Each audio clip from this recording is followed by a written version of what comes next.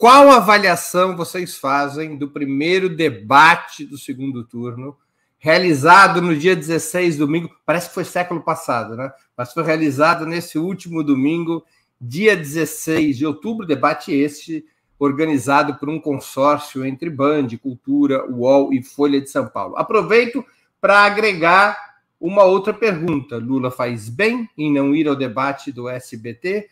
Ou quanto mais debates, melhor para Lula? Com a palavra, Sérgio Amadeu da Silveira. Ô, Serginho, só uma brincadeirinha aqui antes, para o pessoal poder fazer o recorte.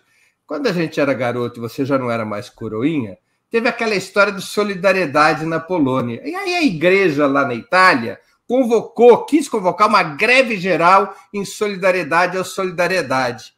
Eu estava lá por Roma naquela época, sei lá fazendo o quê, e eu vi uma manifestação na frente da CGIL, a Central Sindical, liderada pelo Partido Comunista Italiano, e eles colocaram uma faixa: "Non facciamo sciopero por la vedova nera", não fazemos greve pela viúva negra, que é a igreja. Isso era uma forma de combater o fundamentalismo religioso. Serginho Amadeu, o debate do dia 16. Mas nem vou te falar da Itália, o que aconteceu depois disso, tá? Mas eu quero te dizer o seguinte: o Lula, ele foi bem no primeiro bloco do debate, estou falando uma coisa óbvia, porque ele foi para uma discussão em que ele tem muita segurança, que é de política pública. Na hora que a discussão entra na agressão, na mentira, ele não consegue se safar muito bem. E ele não conseguiu ter um discurso muito bem articulado para sair fora dessa conversa fiada que o bolsonarismo faz sobre corrupção, sendo que o governo mais corrupto que eu conheço até agora, talvez o do Collor, não, mas eu acho que o do Bolsonaro será imbatível, ou é imbatível, porque nós estamos abrindo as coisas gradativamente. O Lula não consegue, ele não consegue fazer isso, porque o Lula, ele é um cara respeitoso, e tem um erro muito brutal em palco, que é o seguinte: ele não pode se aproximar, porque ele quer dar uma de tratar de igual para igual. O Bolsonaro não é igual a ele. O Bolsonaro é um fascista. Ele tem que ficar à distância. Ele tem que fazer assim com a mão. Olha, longe de fascista. Ele não precisa ser mal educado, mas ele precisa ter uma postura.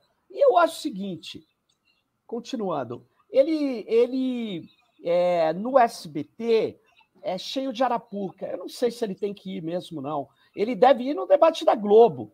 E aí é que está o problema. Ele tem que mudar algumas coisas. Ele tem que afirmar os elementos que fazem o Bolsonaro se enrolar. E eu queria dizer, um dos elementos que faz o Bolsonaro se enrolar é efetivamente essa falsificação que ele fez da defesa das crianças, da falsificação da Damares. A bancada dele acaba de votar contra a urgência para votar um projeto que coloque a pedofilia como crime hediondo. Quer dizer, agora ele tem que ter destreza para fazer isso. Por quê? Porque o Bolsonaro, ele aplica no debate o que a extrema-direita fascista está aplicando no mundo. Ele suspende a realidade, desconsidera fatos e vai para a agressão. E aí, sabe qual que é, Breno? Para você enfrentar isso, eu acho que você precisa ter um preparo um pouco diferente de ficar falando só do passado. Então, essa que é a questão. Eu acho que o Lula, ele tem que ir no debate da Globo com uma postura muito mais tranquila, mais assertiva. Ele tem que ir para cima. Ele tem que colocar... imagina o Bolsonaro falando de corrupção. Ele tem que falar dos metros quadrados da casa de Flávio Bolsonaro. Ele tem que falar isso. Ele tem que falar não só de uma das casas, ele tem que ter um rol.